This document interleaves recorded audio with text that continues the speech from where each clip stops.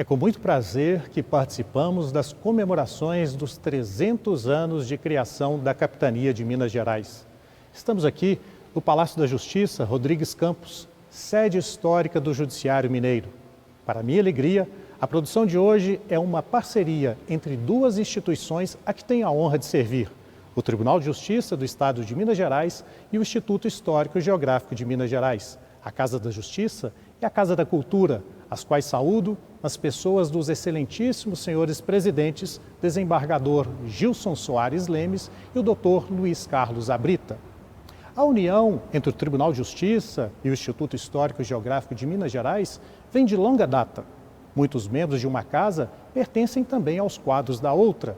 Assim, 5 presidentes do Instituto Histórico e Geográfico de Minas Gerais são desembargadores, 4 deles do Tribunal de Justiça de Minas Gerais. O desembargador João Braulio Moinhos de Vilhena, que foi presidente das duas casas à mesma época, o desembargador Antônio Arnaldo de Oliveira, que exerceu interinamente a presidência do Instituto Histórico em 1911, o desembargador Carlos Honório Benedito Ottoni, este do Tribunal da Relação de Petrópolis, Rio de Janeiro, o desembargador Wilson Veado, autor do brasão do Instituto Histórico, e o desembargador Aloísio Alberto da Cruz Quintão, que presidiu a Casa de João Pinheiro no triênio 2016-2019. Também, pelo menos 4 presidentes do Tribunal de Justiça ingressaram nos quadros do Instituto Histórico. O desembargador João Braulio Moinhos de Vilhena, que foi o segundo presidente do Instituto Histórico, sucedendo ao presidente João Pinheiro da Silva, nosso patrono maior. O desembargador Antônio Pedro Braga, que foi o primeiro superintendente da memória do Judiciário Mineiro. O desembargador Hélio Costa, que faleceu no exercício da superintendência da memória do Judiciário, e o desembargador Lúcio Urbano Silva Martins, até este ano, superintendente da memória do Judiciário Mineiro.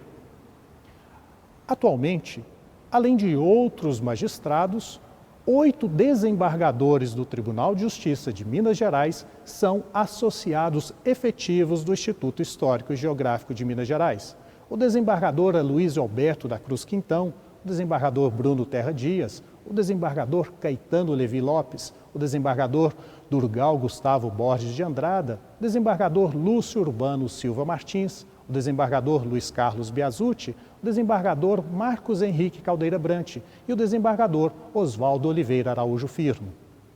Lembramos ainda o saudoso professor Ricardo Arnaldo Malheiros Fiuza, uma das glórias do quadro de servidores da Justiça Mineira, que honrou com a sua inteligência o Instituto Histórico e Geográfico de Minas Gerais. Feito esse introito, convido-os agora para assistirem à palestra de hoje, que será proferida pelo desembargador Aloísio Alberto da Cruz Quintão, sobre o tema O Bicentenário do Caraça nos 300 anos de Minas Gerais. Nossa saudação ao nobre palestrante desembargador Aloísio Alberto da Cruz Quintão, que é desembargador do Tribunal de Justiça de Minas Gerais. Ele é natural de Taquaraçu de Minas, bacharel em Direito pela Faculdade de Direito da UFMG, é especialista em Direito Público pela Universidade Técnica de Lisboa, Portugal. Foi Procurador-Geral de Justiça em Minas Gerais, o primeiro a exercer o cargo após a Constituição Federal de 1988. Foi presidente do Rotary Club Belo Horizonte e governador distrital de Rotary Internacional. É presidente emérito do Instituto Histórico e Geográfico de Minas Gerais. Além de sua erudição e cultura, temos certeza que o desembargador Aloísio Alberto da Cruz Quintão nos brindará hoje com o seu poético sentimento caracense. Ele, que foi aluno do célebre Colégio do Caraça, será, a partir de agora, o nosso guia pelas trilhas dessa linda história bicentenária que legou grandes nomes a Minas Gerais e ao Brasil. Sou Aloísio Alberto da Cruz Quintão, desembargador aposentado do Tribunal de Justiça de Minas Gerais e presidente emérito do Instituto Histórico e Geográfico de Minas Gerais, gestão 2016-2019. Minha fala tem como tema o Bicentenário do Caraça nos 300 anos de Minas Gerais e vem muito a propósito da programação comemorativa da criação da Capitania de Minas Gerais em 1720, um século antes da instalação dos padres lazaristas nas Serras Mineiras. Este ato, em forma de parceria muito oportuna entre o Tribunal de Justiça e o Instituto Histórico, tem para mim um terceiro motivo especial de satisfação, pois tive a aventura de ser aluno do Caraça, seguindo o exemplo do meu irmão, Dr. Geraldo Magela da Cruz Quintão, de Taquaraçu de Minas, e do meu tio materno, professor Carlos Cruz Homem, de Caeté. Agradeço o convite dos organizadores, parceiros do evento, e a atenção daqueles que acaso se dispuserem a tomar conhecimento desta minha manifestação. No mesmo ano em que se comemora o tricentenário de criação da Capitania de Minas Gerais, por alvará de 2 de dezembro de 1720, do rei Dom João V, reinado de 1706 a 1750, também se comemora a chegada dos padres lazaristas ou vicentinos às terras mineiras cerca de um século depois. Foi precisamente no dia 15 de abril de 1820 que os padres portugueses Leandro Rebelo Peixoto e Castro e Antônio Ferreira Viçoso, vindos de Portugal por convocação real, subiram a Serra do Espinhaço, no trecho intermediário das atuais cidades de Ouro Preto, Mariana, Cartas Altas, Barão de Cocais e Santa Bárbara, a cerca de 120 quilômetros do local onde se atualiza hoje Belo Horizonte. Estavam eles predestinados a dar início a imenso trabalho missionário e a ampla dedicação ao ensino da juventude, na região mineira e em outros pontos do território brasileiro, desde os anos finais do período colonial, em todo o curso imperial, de 1820 a 1889, e nos primeiros 80 anos republicanos, sempre tendo como base o Santuário de Nossa Senhora Mãe dos Homens e o educandário que se notabilizou-se como Colégio do Caraça. A propósito desta mesma data de origem do Caraça, os padres lazaristas comemoram também, como efeméride de igual importância, o início das atividades no Brasil da Congregação da Missão de São Vicente de Paulo, e exaltam o carisma do humilde padre francês, que foi confessor real e encantou o reino francês com boas ações em prol dos pobres e contra a miséria da época, criou 2 ordens religiosas, masculina e feminina, de grandes alcance e duração. Levou missões religiosas às lonjuras de outros continentes, além de inspirar, e o continuar fazendo até hoje, inúmeras organizações laicas, de que é exemplo a Conferência ou Sociedade de São Vicente de Paulo. Os 2 sacerdotes estiveram nos planos de Dom João VI, então rei do Reino Unido de Portugal, Brasil e Algarves, reinado de base brasileira de 1816 a 1822, sobre evangelização na região de Mato Grosso, mas ao chegarem ao Rio de Janeiro, em 7 de dezembro de 1819, na corte tomaram conhecimento de que o destino teria de ser outro, uma vez que durante sua viagem marítima de mais de 3 meses, haviam partido de Lisboa em 27 de setembro daquele ano, a prevista missão de catequese indígena em Cuiabá já havia sido provida por 3 religiosos capuchinhos, um dos quais Frei José Maria de Macerata, que mais tarde se tornaria bispo de Mato Grosso. Foi então que, em nome do rei, o ministro Tomás Antônio de Portugal lembrou aos padres lazaristas Leandro Peixoto e Antônio Viçoso a figura do ermitão português irmão Lourenço de Nossa Senhora, membro leigo da Ordem Terceira de São Francisco,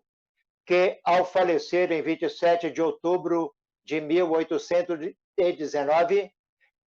colocara em testamento a doação de todos os seus bens, terreno e instalações de pequenas igreja e ermida, doação essa à coroa real, na esperança de não se frustrarem seu sonho e seu projeto. E logo lhes fez proposta real da incumbência de darem continuidade àquela obra iniciada no Caraça, com o objetivo de manter um estabelecimento de ensino e um ermitário ou entidade laica de finalidade religiosa. Com a informação de que já estavam sendo designados para assumir a herança e cumprir a última vontade do testador, o que, segundo a Carta Régia de 31 de janeiro de 1820, abrangia de fato e de direito, aspas, casa, igreja, terras e mais pertences da dita herança, fechar aspas. Entre assustados e naturalmente receosos, resolveram, dias após, aceitar o novo destino e a dupla incumbência real, mas pediram que se desse conhecimento à direção da província religiosa de Portugal e fosse providenciado o reforço de mais companheiros vicentinos, o que foi então acordado e não demoraria a ser cumprido, ensejando a vinda já em 1821 de mais 2 sacerdotes, Jerônimo Gonçalves Macedo e José Joaquim Mendes Moura Alves. Foi cerca de meio século após o término de pouca duração da capitania de São Paulo e Minas do Ouro, de 1710 a 1719,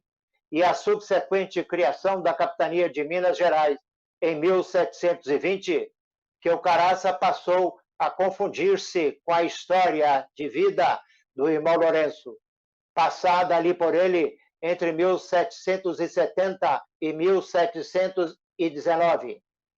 como também com as atividades missionárias e educacionais dos sacerdotes lazaristas a partir de 1820. Quando dessa chegada lazarista, a capitania havia passado pelo auge e declínio da eldorada exploração do ouro e outros minerais.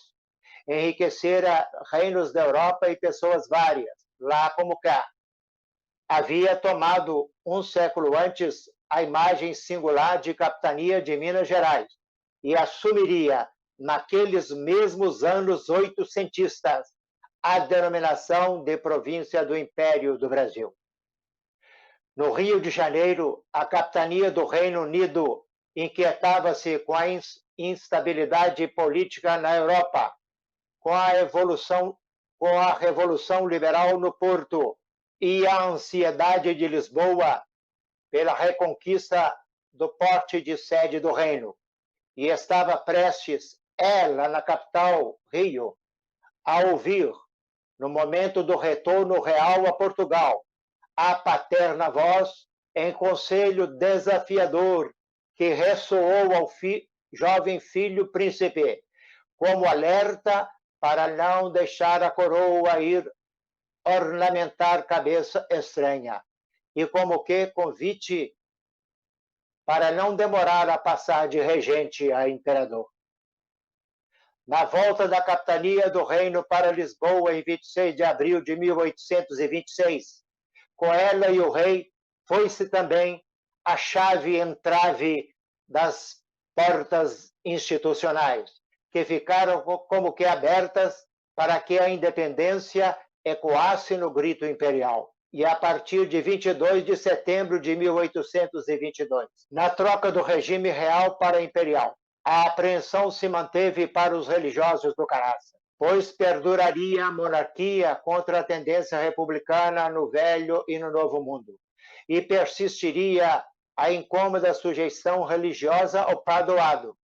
e de camulhada com ele, a indisposição oficial às ordens religiosas e a influência da maçonaria no governo. Verdade é que, como mostraram os fatos, os lazaristas não tiveram muito que lamentar, pois o rei e os 2 imperadores tiveram manifestações de apreço para com o Caraça, não só pela qualificação de colégio real e colégio imperial, como pelas visitas dos 2 imperadores. Dom Pedro I, hóspede nos dias 17 e 18 de fevereiro de 1831, menos de 2 meses antes da abdicação ao trono, em 7 de abril de 1831. E Dom Pedro II, de 11 a 13 de abril de 1881, quando registrou o prazer de ali estar, aspas, só o Caraça paga toda a viagem a Minas, fechar aspas, anotou ele em seu diário de viagem.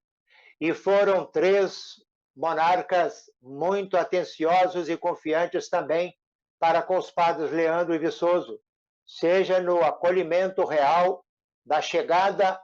e na forma de doação patrimonial, seja nas iniciativas imperiais de lhes atribuir vários encargos educacionais e outras importantes ações em diferentes regiões do Império. Como parte de um ambiente de fama e áureos benefícios da mineração. A área escolhida pelo irmão Lourenço está situada no entorno mais amplo das atuais cidades de Ouro Preto, Mariana, Barão de Cocais, Santa Bárbara e Catas Altas, ou mais precisamente, inserida nos 2 últimos municípios citados. É região considerada geologicamente e ecologicamente zona de transição entre áreas da Mata Atlântica e do Cerrado, capaz de desenhar esplêndida inter-relação de campos rupestres e de campos de altitude, como berço natural de admirável diversidade de vida vegetal e animal. Remonta ao início do século XVIII, uma das mais antigas informações sobre a região, segundo o registro de Sesmaria, concedida em 1703 ao padre Felipe de Siqueira Távora e aos bandeirantes paulistas e irmãos Francisco Bueno, Antônio Bueno e outros, em busca de ouro de aluvião e na área intermediária das então Vila do Carmo, ou Mariana, Arraial do Inficionado, ou Santa Rita do Urão, e Catas Altas do Mato Dentro. Nome este que, segundo o barão de Exvege, aspas, provém das profundas escavações que se faziam no alto do morro, fechar aspas. Local, aliás, em que até neste mesmo século XXI continua a atividade mineradora em larga escala, em patente ameaça ao lado da serra, correspondente ao meio ambiente caracense. A imensa imagem rochosa de granito é um trecho da serra ou cordilheira do Espinhaço, apresentando 7 pontos bem elevados, como o Pico do Sol com 2.072 metros, o mais alto de toda a cordilheira, e o Pico da Verruguinha com 1.650 metros, o mais baixo. Todos locais turísticos com visitas hoje através de tortuosas trilhas com a devida companhia de guias cadastrados junto à direção do Caraça. É comum identificar naquela conformação serrana não só uma grande cara de gigante de pedra deitada, daí a denominação predominante de Caraça, como também a forma semi-ovalada de imenso anfiteatro de 4 quilômetros de largura, que, segundo alguns, poderia ter remoção geológica à atividade vulcânica, integrado também com pequenas serras ou morros com denominações específicas, e com várias grutas e cavernas que desafiam constantes estudos, entre as quais a do Centenário, tida como uma das maiores grutas de quartzito do mundo, com 400 metros de profundidade e um curso de água com 80 metros de desnível. Das encostas à parte mais baixa, descem cursos de água bem ferruginosa, abundantes em períodos de chuva, formando lagos e cascatas de várias dimensões. Cascatona, a maior, tem queda de 90 metros de altura, e além de abastecer o Ribeirão Caraça, fertilizam ondulações de terrenos e plantações silvícolas. típicas da interseção dos dois ecossistemas, muito floridas e habitadas por diversas espécies de aves e animais, tendo sido detectados por estudos técnicos mais de 200 espécies de borboleta, 274 espécies de ave e 65 espécies de mamífero, entre os quais o tamanduá e o lobo-guará, este último tornado marca da nota de R$ 200 neste mês de setembro de 2020. E um catálogo organizado pelo Instituto Butantan registrou mais de 50 espécies de aranhas e 50 espécies de besouros, 200 das quais nativas. Para maior controle e proteção de tão rico patrimônio cultural, foi-lhe dada a denominação de Parque Natural, conforme entendimentos com a Fundação Brasileira de Conservação da Natureza em 1970 e com o então IBDF, Instituto Brasileiro de Desenvolvimento de Florestas, atual IBAMA, ou Instituto Brasileiro do Meio Ambiente e dos Recursos Naturais Renováveis, em 1982. Por ocasião da Assembleia Constituinte Mineira de 1989, a AELAC, Associação dos Ex-Alunos e Amigos do Caraça, na presidência deste palestrante, apresentou sugestão de anteprojeto de que resultou o tombamento da Serra do Caraça, aspas, para o fim de conservação, fechar aspas, e de sua conservação como,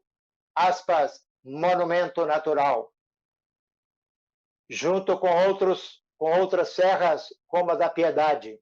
e vários picos elencados no artigo 84 do Ato das Disposições Constitucionais Transitórias. Na sequência, pelo Decreto número 98.914, de 31 de janeiro de 1990, a maior parte da propriedade lazarista foi declarada como forma de zona de proteção e unidade de conservação, como reserva particular do patrimônio natural, RPPN, de cuja área 57% estão situados no município de Caldas Altas e os outros 43% no de Santa Bárbara. A região foi objeto de estudo hidrográfico pela Fundação Brasileira para a Conservação da Natureza, sendo que, no, aspas, sistema de águas vertentes constituído de duas bacias, fechar aspas, o Ribeirão Caraça nasce a 1.920 metros de altitude no Pico do Inficionado, e o córrego Capivari surge na Serra da Maquiné, a mais de 1.600 metros de altitude, tomando ambos e seus afluentes o rumo da bacia do Rio Doce, depois de encontrarem o Rio Conceição e desaguarem no Rio Piracicaba. Os padres que vêm atuando ou integrando a direção do Caraça têm zelado por tão rico patrimônio religioso e ecológico, através de pesquisas, escritos e organização de museus específicos, com destaque entre os mais recentes dos trabalhos dos padres José Tobias Zico, ex-associado falecido do Instituto Histórico, Célio Delamore e Lauro José Palu, este, nos últimos anos, com inteligente e incansável dedicação à defesa da fauna e flora caracense. O ambiente de paz e de extasiante natureza frequentemente inspira poetas, como mostram estes versos. Da policromia agreste pendem orquídeas e bromélias, exalando graças e aroma. Os véios da mata ocultam pousos e passeios, de coati, tatu, cobras e paca. Saltitam jacus e socós matreiros. Perambula, focinhando a terra, o tamanduá. E passeiam, vigiando a noite, a elegância prudente do lobo-guará e esquivas onças e raposas. Visitas matinais de lépidos esquilos, ora em mansidão, ora se esquivam, sem licença se vão. E de repente o som reboa, em meio à cromática cantilena, que elegantemente entoa a solitária seriema. Pela flora fértil raridade, de rica fauna e acalanto, gerada na variedade de cada recanto da serra, no Caraça reina o belo que acalma a vista e descerra todo o encanto para as janelas da alma, indelevelmente. Na segunda metade do século XIX, governava os últimos anos da capitania de Minas Gerais Manuel Francisco de Portugal e Castro, mandato de 11 de abril de 1814 a 21 de setembro de 1821, tendo como ouvidor geral em Sabará o desembargador José Teixeira da Fonseca Vasconcelos, mais tarde Visconde de Caeté, e primeiro presidente da província imperial de Minas Gerais. Mandato de 29 de fevereiro de 1824 a 2 de maio de 1826. No âmbito administrativo, estava inserido também o padroado, que, sob o amparo da união entre Estado e Igreja Católica, subordinava à coroa todos os assuntos religiosos, através da autoridade do monarca como primeiro bispo, sistema que sempre ocasionou desentendimentos, como a séria crise religiosa do século XIX. E diante da influência da maçonaria no governo, Dom Viçoso esteve alinhado com os defensores da doutrina política católica do ultramontanismo, com base no primado da religião e no centralismo papal, e em prol do nome do dogmatismo e da moralização radical da sociedade, ao risco até da recomendação de desobediência civil. Chegaram a ser processados e condenados a 4 anos de prisão com trabalho forçado Dom Frei Vital Maria Gonçalves de Oliveira, bispo de Olinda, e Dom Antônio Macedo Costa, bispo do Pará, sendo chefe do gabinete imperial no governo de 1871 a 1875, o conselheiro José Maria da Silva Paranhos, visconde do Rio Branco, e destacado maçom como grão-mestre do Grande Oriente do Vale do Lavradio, além de pai do homônimo Barão do Rio Branco, que também participaria da governança nas 2 outras décadas do governo imperial e da primeira década da República. Após críticas e apelos veementes, entre os quais as cartas de Dom Viçoso, teve fim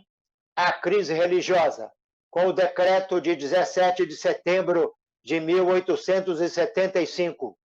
concedendo anistia imperial aos condenados,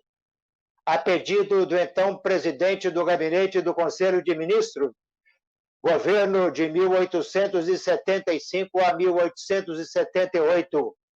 o católico e também maçom, conselheiro Luiz Alves de Lima e Silva, depois Duque de Caxias. No Rio, finalizados os acertos e as explicações com a corte,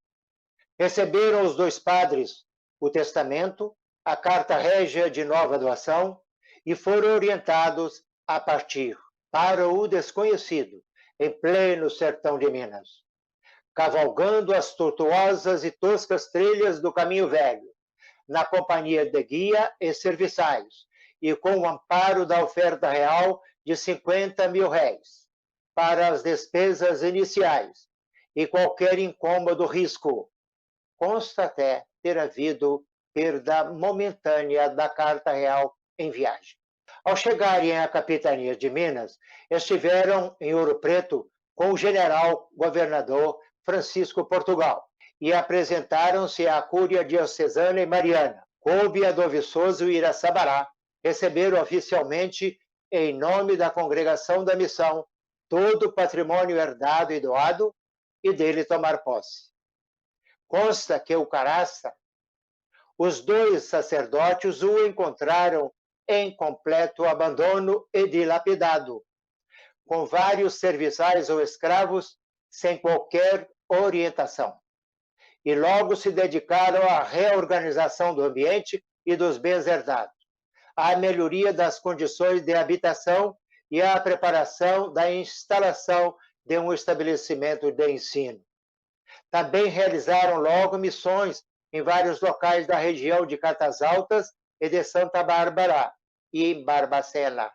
de onde Padre Leandro voltou ao Rio de Janeiro para relatar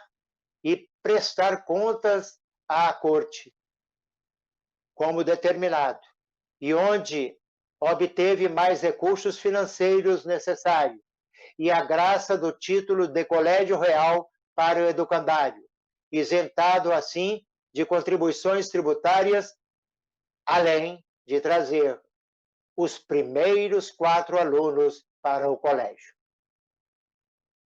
O documento régio, datado de 31 de janeiro de 1820 e dirigido a Dom Manel de Portugal e Castro,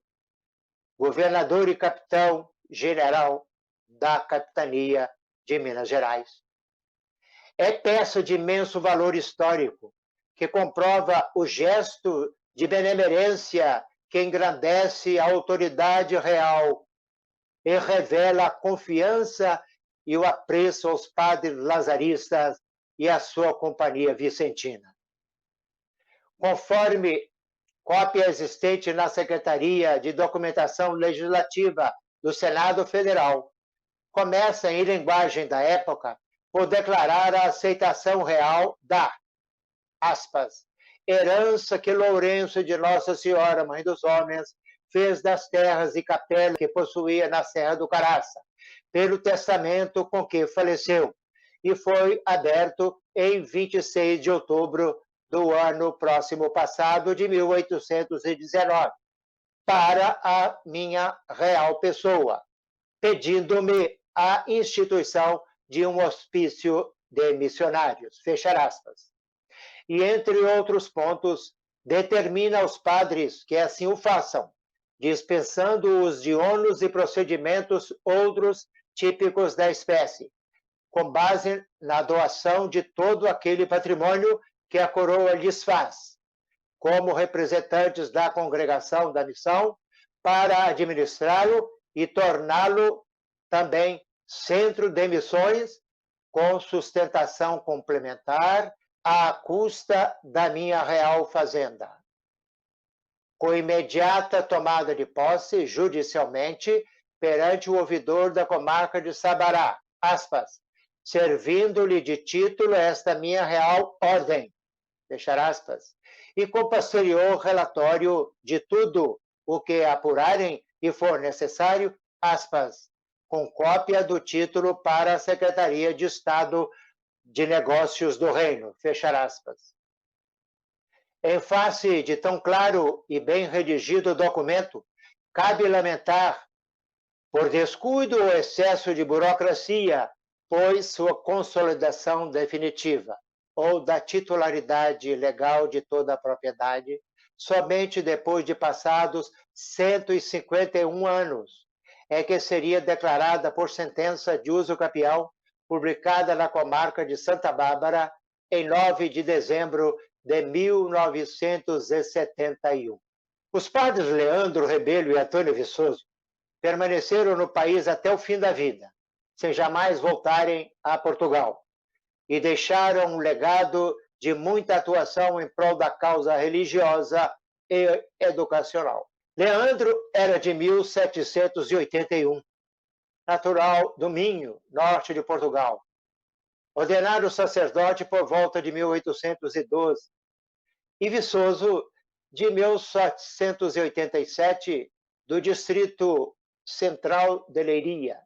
tornado sacerdote em 1818. Ambos estavam aplicados ao ministério religioso e ao magistério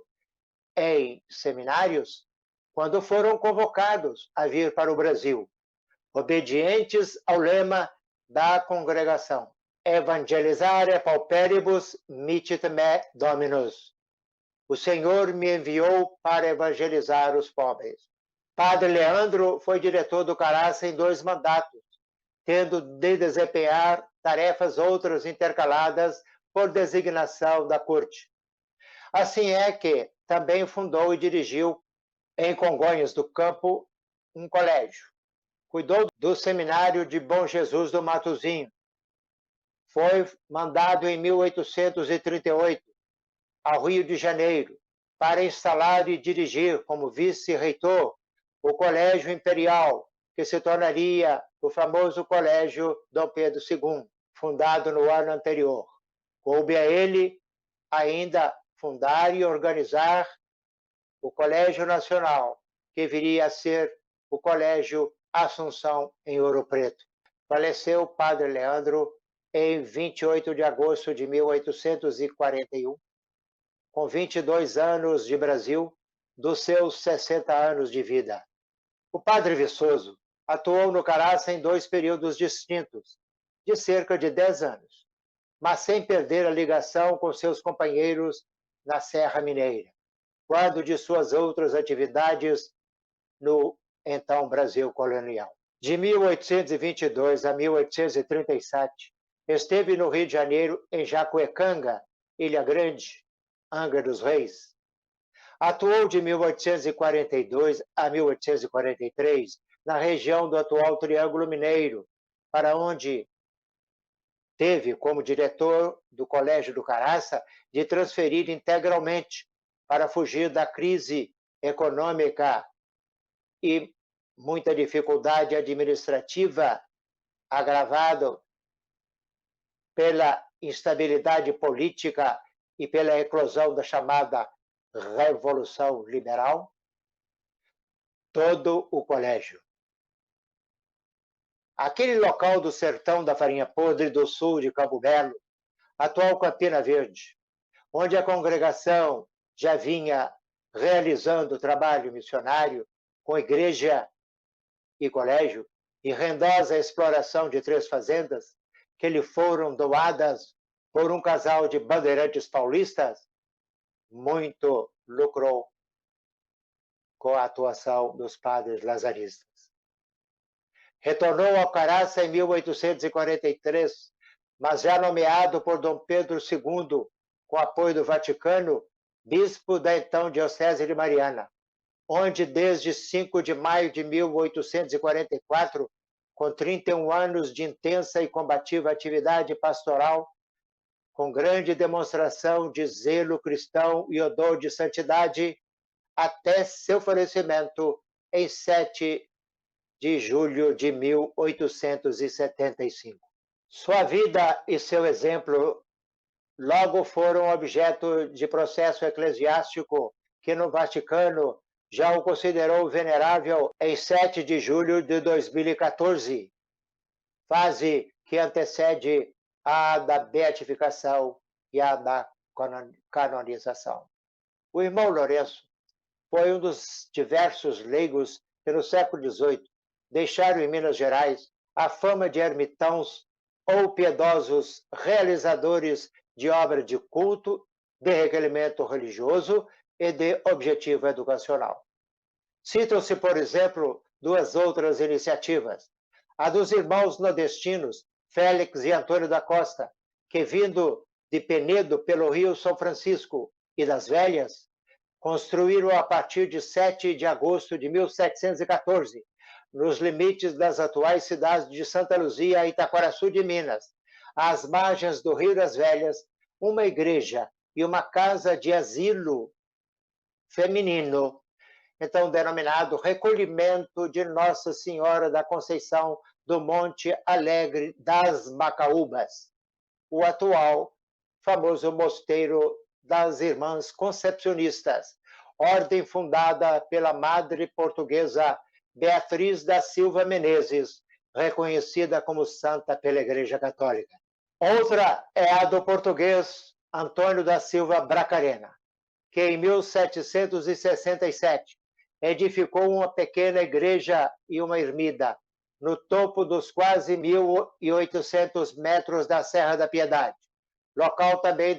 declarado monumento natural e tombado como conjunto arquitetônico e paisagístico para fins de conservação. Consta, segundo uns, como Dom Joaquim Silvério de Souza,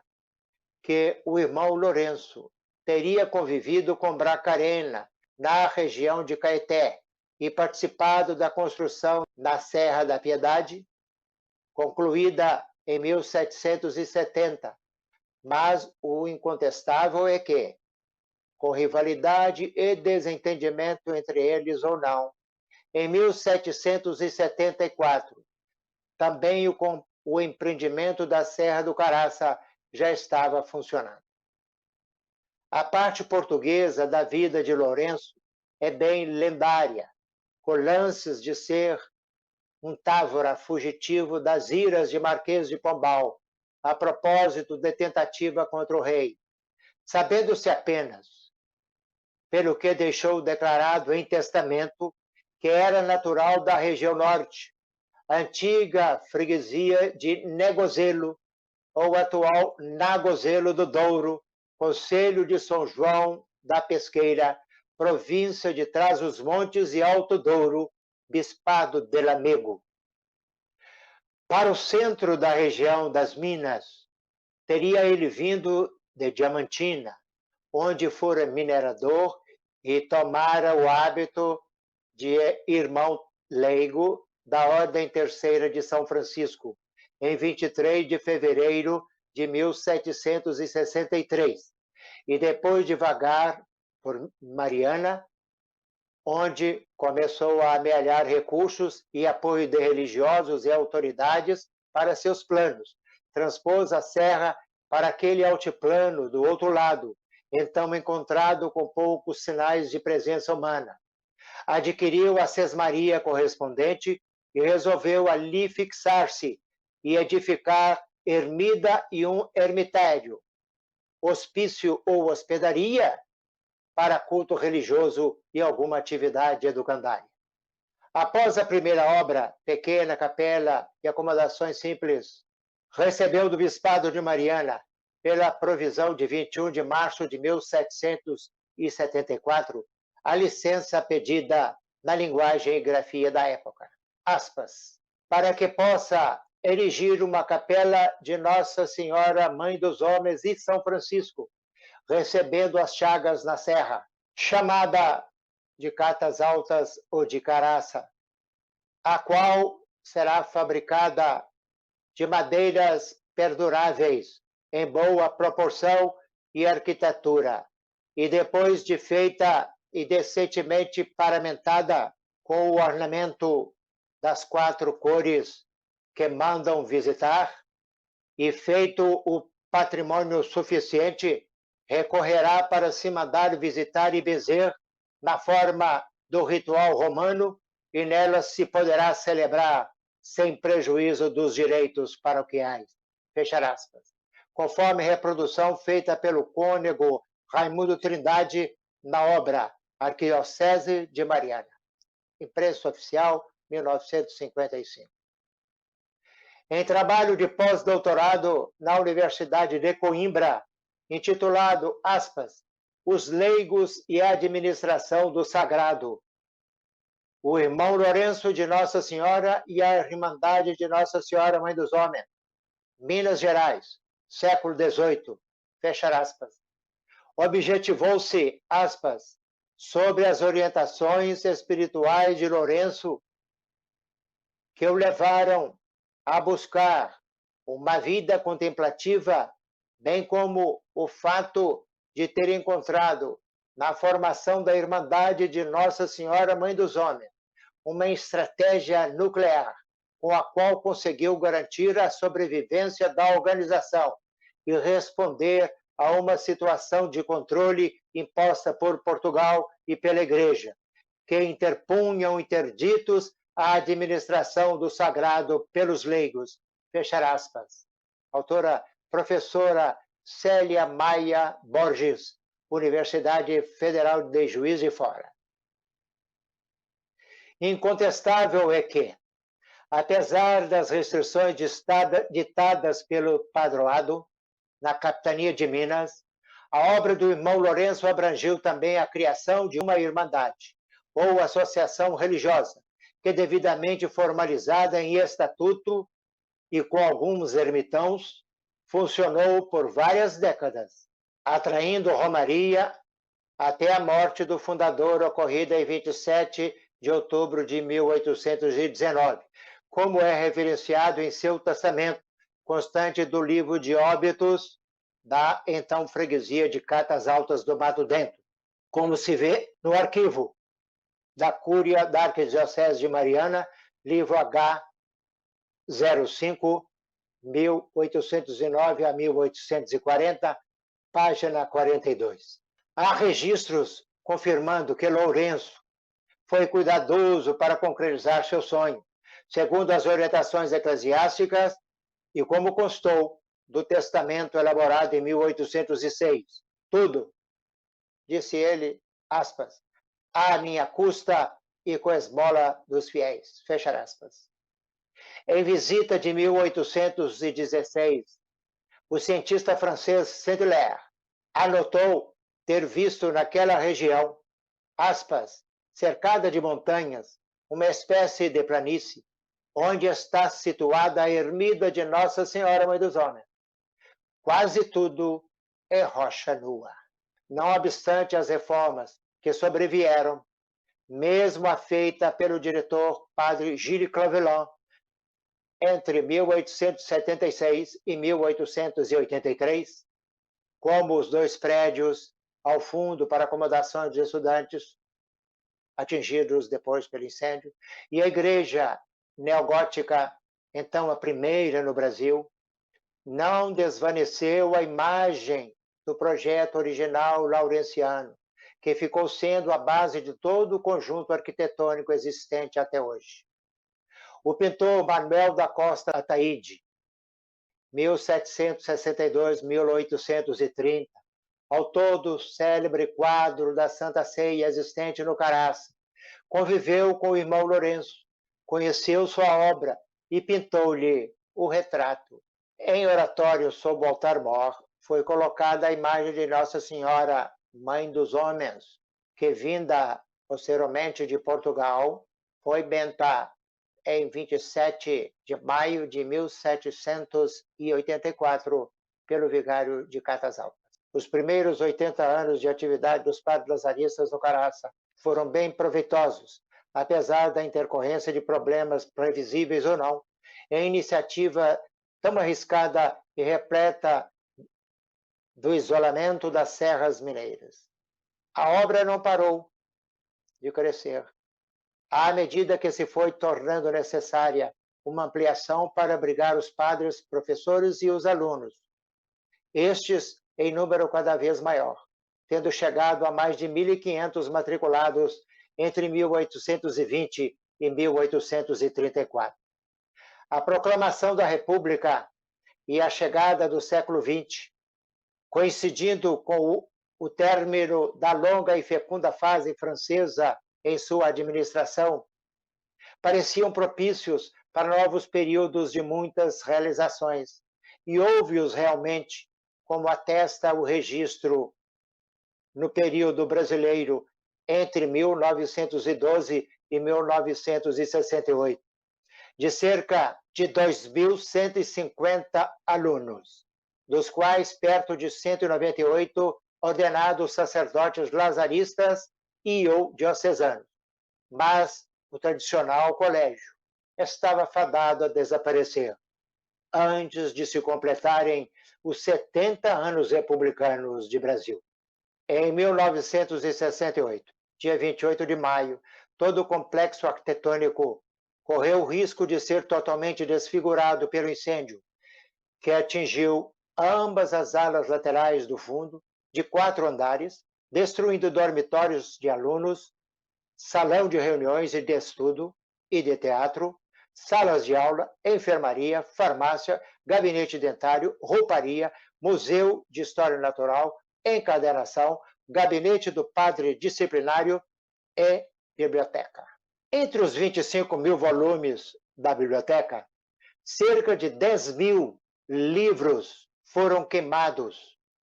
conforme apurado dos, aspas, 112 simélios ou livros preciosos e antigos dos séculos XV e XVI,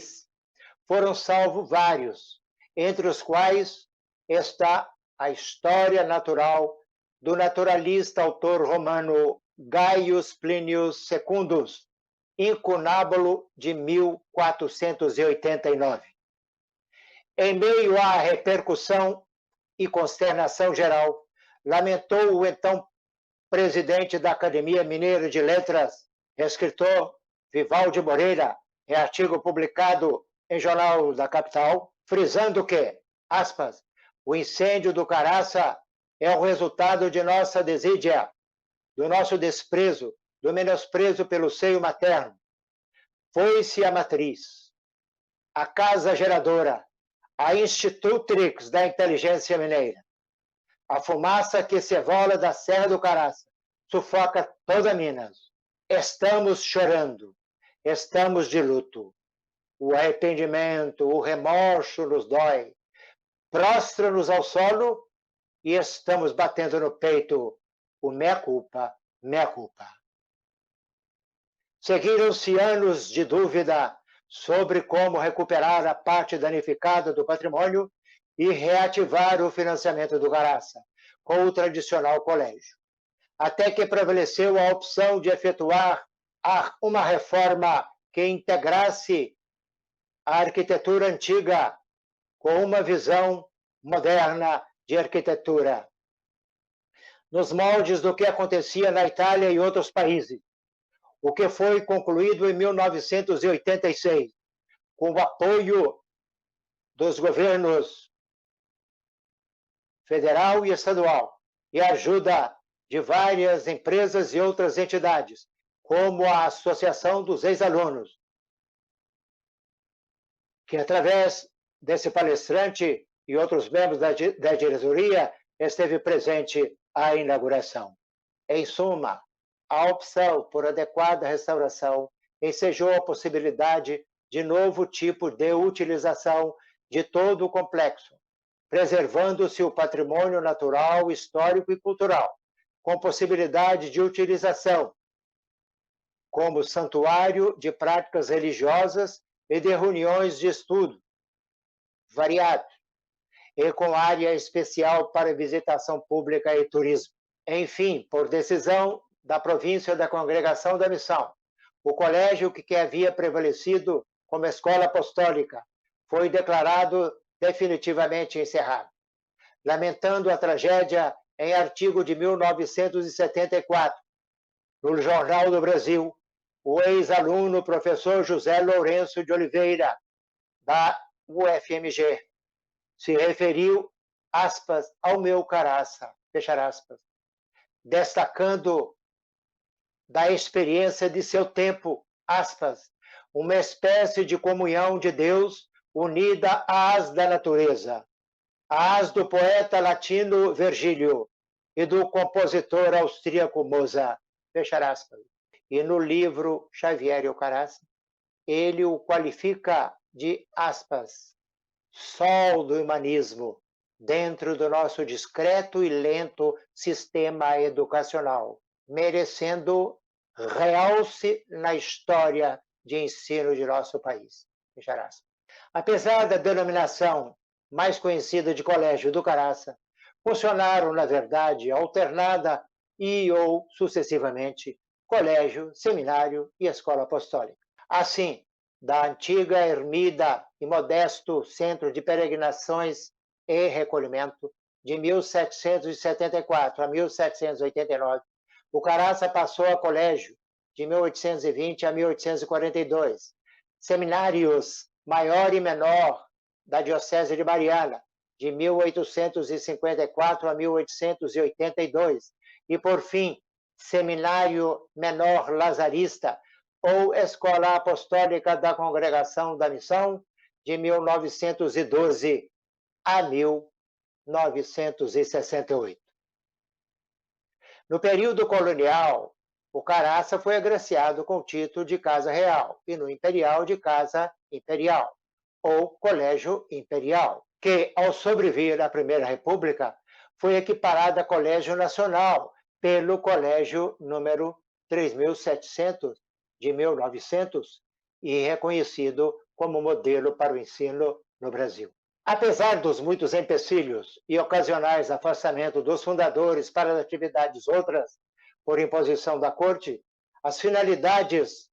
estatutárias traçadas pelo primeiro diretor, Padre Leandro, e confirmadas pelo segundo diretor, Padre Viçoso, tiveram observância contínua por eles e demais padres do grupo que se foi ampliando e diversificando. Costuma-se visualizar fases da história do Caraça, sobretudo com relação aos 150 anos da atividade educacional, conforme distintas origens europeias de diretores e professores, e suas iniciativas e influências, assim como Caraça Português, de 1820 a 1852, com 32 anos importantes da difícil ação pioneira dos fundadores e primeiros sucessores. Caraça Francês, de 1856 a 1900, com 50 anos começados com a vinda de padres lazaristas franceses, a partir de 1849, destacando-se a gestão do padre Cipolis, com aumento de professores e do corpo discente, bem como a realização de muitas reformas das instalações na direção do padre Gilles Clavelin, entre 1876 e 1883, bem como o funcionamento de uma escola apostólica paralela ao colégio, entre 1885 a 1895, e reaberta em 1905, para só ser encerrada em consequência do trágico incêndio de 1968. E no Caraça brasileiro, de 1903 a 1968, praticamente iniciado em 1903, com o diretor Padre Francisco Silva, que em 1907 foi nomeado bispo de São Luís do Maranhão, e depois com diversificada origem dos padres, não só para o Caraça, os padres lazaristas holandeses para o norte do país e poloneses para o sul, e na gestão caracense, do holandês Padre Van Paul, que teve problemas econômicos e enfrentou surto de doenças como beriberi. Fatos estes que ocasionaram a queda da matrícula para o colégio, cujo fechamento definitivo foi decidido pela congregação em 1912 para subsistir apenas a escola apostólica. Na sequência, dignos de destaque especial, estão o português Padre Antônio Ferreira da Cruz, famoso Padre Cruz, que foi diretor, professor e autor de livros didáticos sobre língua portuguesa, e o holandês Padre Pedro Sarnel, missionário, professor, poeta, escritor, tradutor para o latim do livro Montanha Viva, sobre o Caraça, da acadêmica Henriqueta Lisboa. E também ele, participante do filme Caraça, Porta do Céu. Nessa última fase, o Caraça soube, até o fechamento definitivo, funcionar como escola apostólica, confirmar-se como fonte mineira de irradiação cultural e um dos maiores educandários brasileiros, tendo formado diversas gerações, com destaque de grandes figuras de religiosos, professores, profissionais e políticos, dentre os quais 2 presidentes da República, Afonso Augusto Moreira Pena, que no Caraça tomou o número 149 do ano de 1859, e Arthur da Silva Bernardes,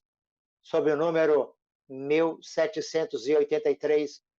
do ano 1887. Além disso,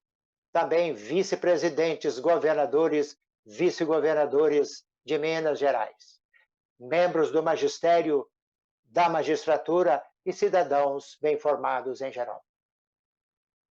Assim, no registro dos tempos, por cerca de um século e meio, realizaram-se o sonho do irmão Lourenço e a determinação real e testamentária, tendo como que merecido resultado no fato de o Caraça ter se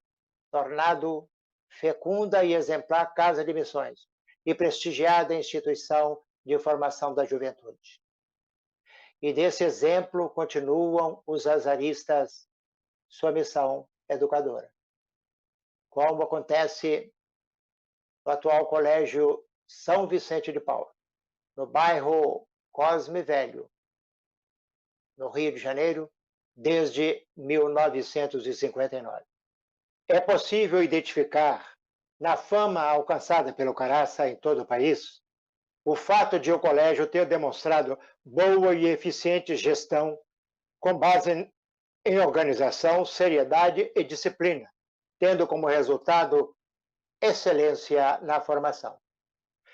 Com tais predicados é que atraiu o interesse das famílias, na certeza de conseguirem ali religiosa educação de seus filhos, bem como mereceu o reconhecimento de ser referência ideal de ensino para os jovens em todo o Brasil. Em regime de internato, com ano letivo de 2 semestres, divididos por férias passadas na sede e na fazenda ao pé da serra, Fazenda do Engenho, integrante da propriedade,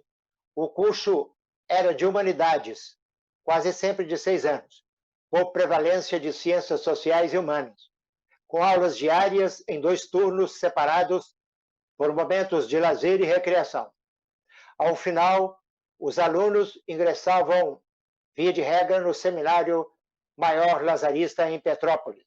Rio de Janeiro, para estudos de filosofia e teologia concluídos com a ordenação sacerdotal. O sistema de ensino, segundo Alceu Amoroso Lima, ou Tristão de Ataíde, era, aspas, admirável código de educação, um modelo de verdadeiro humanismo pedagógico, em que a autoridade, harmoniosamente, se combinava com a personalidade e a suavidade. Do livro A Voz de Minas. Em contraste com a decadência da educação primária e secundária no país, o Brasil sempre primou pela excelência acadêmica, coerência e seriedade pedagógica dos professores, séria disciplina, que muitas vezes se costumou ver como exagerada, ou pelo menos não mais condizente com os tempos atuais. Também absoluta pontualidade e cadência ritualística dos dias e das atividades, tudo aliado a boa e farta alimentação e horas de descanso, excursões e práticas esportivas. Houve época, como no fim do século XIX, correspondente ao período francês, que coexistiram vários níveis de estudo em regime de internato, colégio, filosofia, teologia, envolvendo 25 disciplinas. Seja como colégio equiparado ao ginásio nacional, concurso de 5 anos, seja como escola apostólica, concurso de 6 anos, o estudo abrangia matérias como religião, português, literatura brasileira, literatura portuguesa e universal, latim, grego, francês, inglês, matemática, aritmética, geografia, cosmografia, história natural, ciências, seja física e química, história do Brasil e história universal, desenho e caligrafia, além de outras às vezes. O que se objetivava nos estudos caracenses era o conhecimento detalhado e, quanto possível, aprofundado de uma matéria, tendo como método, segundo o Estatuto, normas como estas, entre outras. Antecipada explicação pelo professor da matéria prevista para a aula. Revisão pelo próprio aluno no momento do estudo pessoal de 1 hora. 2 horas pela manhã e 2 à tarde, precedidas por momentos de correspondentes estudos, estudo noturno das tarefas e exercícios dados pelos professores, questionamentos sobre as matérias em aula, exames orais periódicos de cada matéria, concursos mensais com leitura pública mensal ou semestral, de classificação segundo as notas obtidas, como incentivo à aplicação ao estudo e reconhecimento pelo resultado.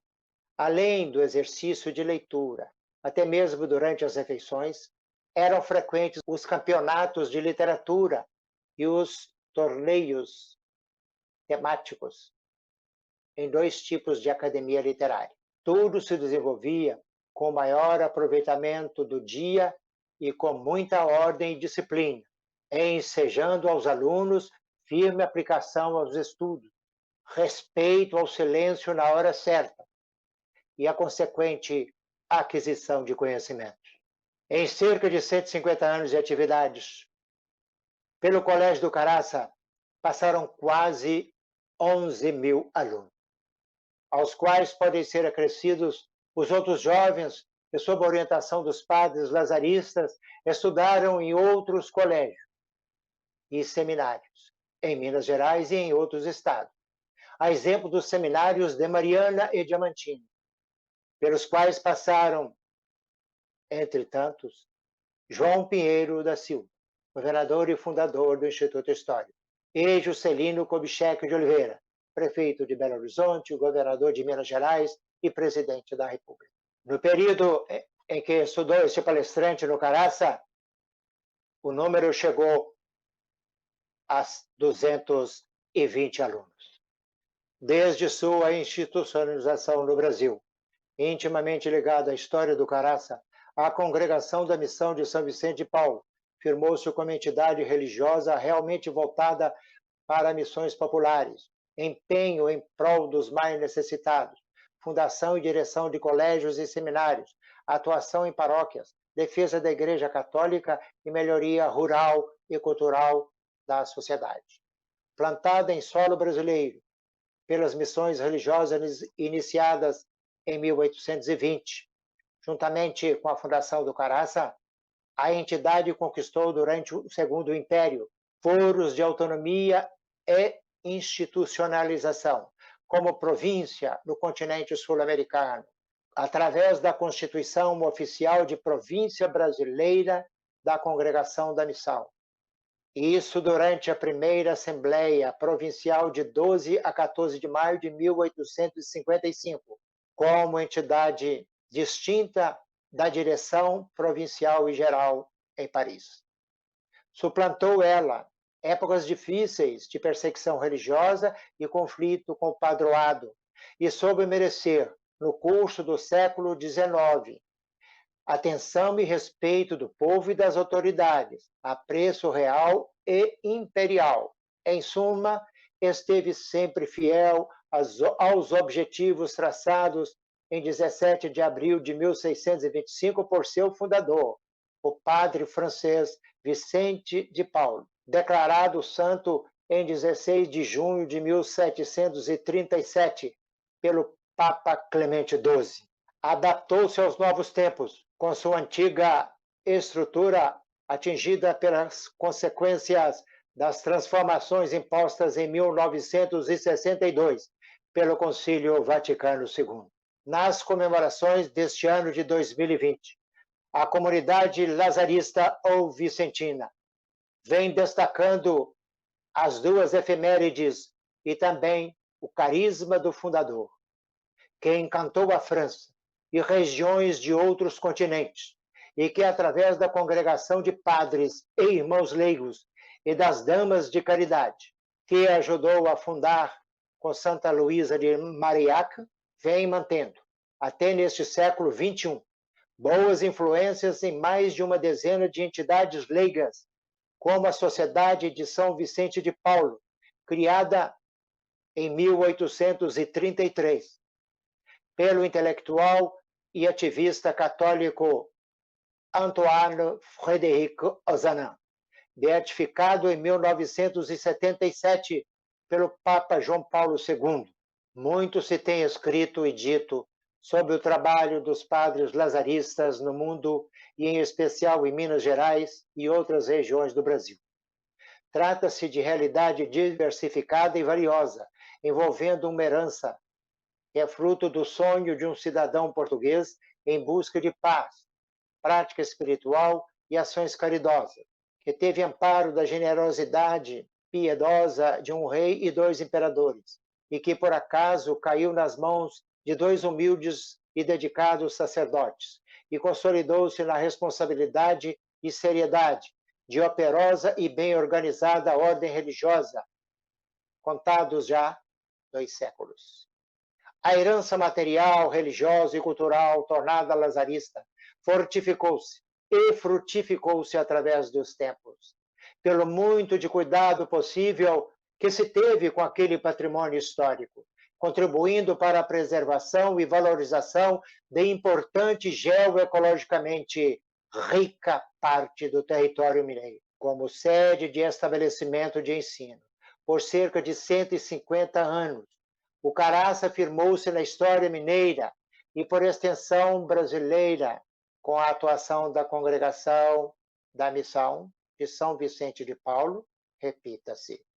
Firmou-se como instituição respeitável e merecedora dos mais sinceros reconhecimentos,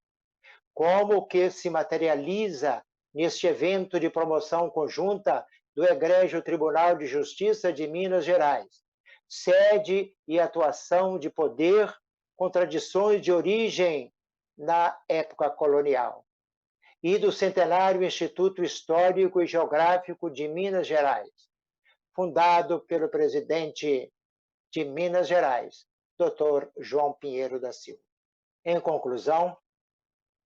mais se poderia dizer sobre tão fecundo tema histórico,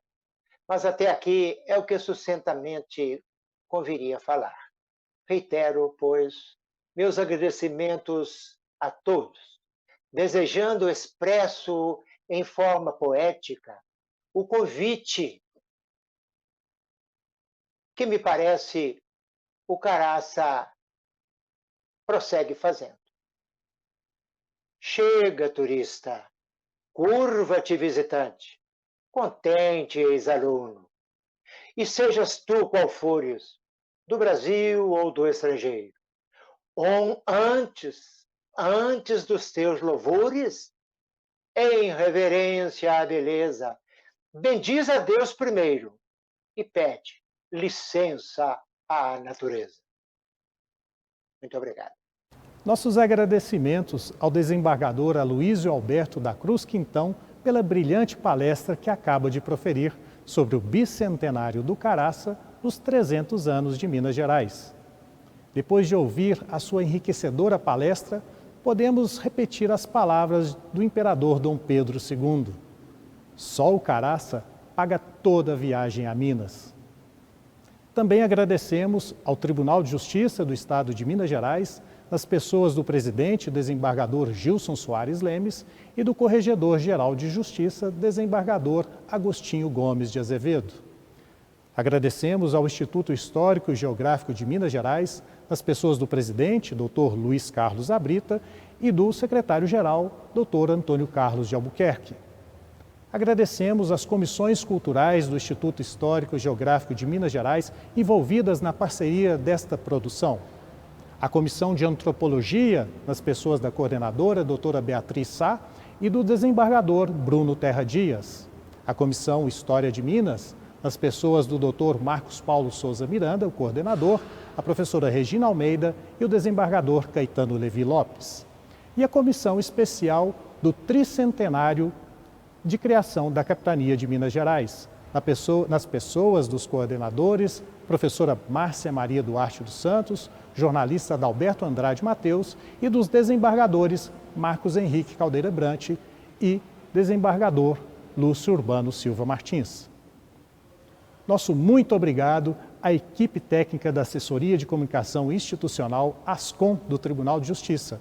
E o nosso agradecimento a você, que participa e prestigia as comemorações dos 300 anos de criação da Capitania de Minas Gerais, Continue acompanhando a programação pelas redes sociais do Instituto Histórico e Geográfico de Minas Gerais. Muito obrigado.